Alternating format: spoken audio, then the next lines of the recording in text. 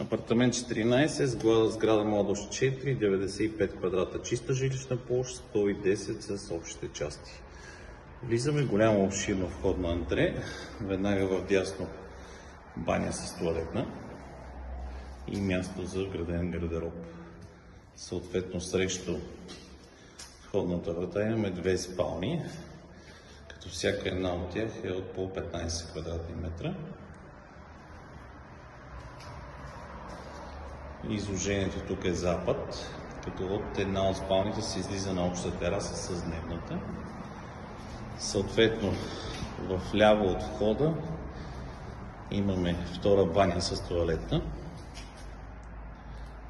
и след нея дневна с трапезария и кухня, като тя е някъде около приблизително 30 квадратни метра.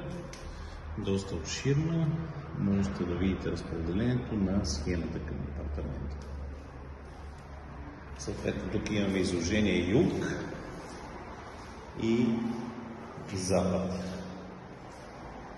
Така, в всяко едно помещение монтирани изводи за климатици, съответно окабеляване и монтирани радиатори.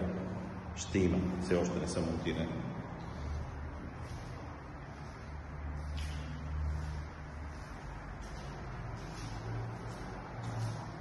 Така, като в тази част е проектиран на кухненския бокс.